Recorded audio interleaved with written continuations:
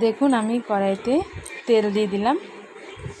এবার আমি ট্যাংরা মাছে ঝাল করব, মানে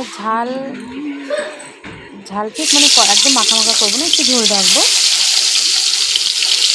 ট্যাংরা মাছগুলো আমি ভেজে নিচ্ছি।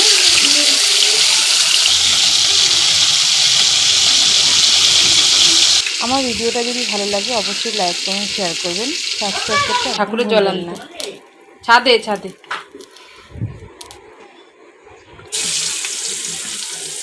কড়াইতে আমি কালো জিরে ফোড়ন দিয়ে দিয়েছিলাম, তারপর পেঁয়াজ দিয়ে দিলাম, দিয়ে ভালো করে আমি পেঁয়াজটাকে ভেজে নেব।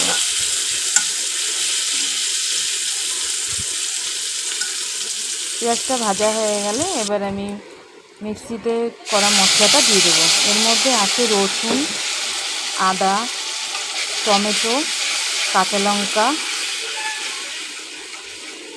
ভালো করে আমি পেস্ট করে নিয়েছি।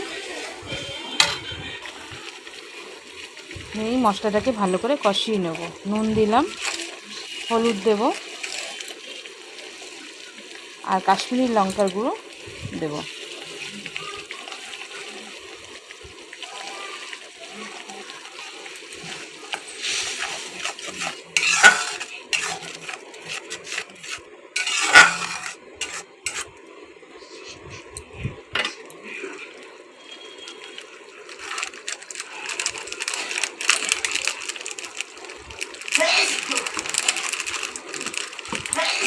মশলাটাকে আমি ভালো করে কষিয়ে নিচ্ছি।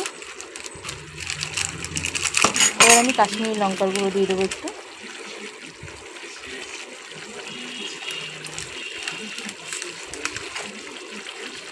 দিয়ে নাড়াচাড়া দিয়ে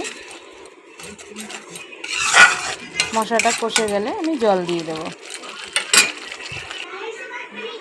দেখুন আমি জল দিয়ে দিয়েছি। এবার ঝোলটা ফুটে উঠবে টকবক করে। এবার মাছগুলো আমি ছেড়ে দেবো। মাছগুলো দিয়ে আমি ভালোভাবে ফুটিয়ে নেব। মাছ ভাজাগুলো আমি দিয়ে দিয়েছি, ভালো করে ফুটিয়ে নেব। এবার আমার ঝোল রেডি, আমি নামিয়ে নিয়েছি।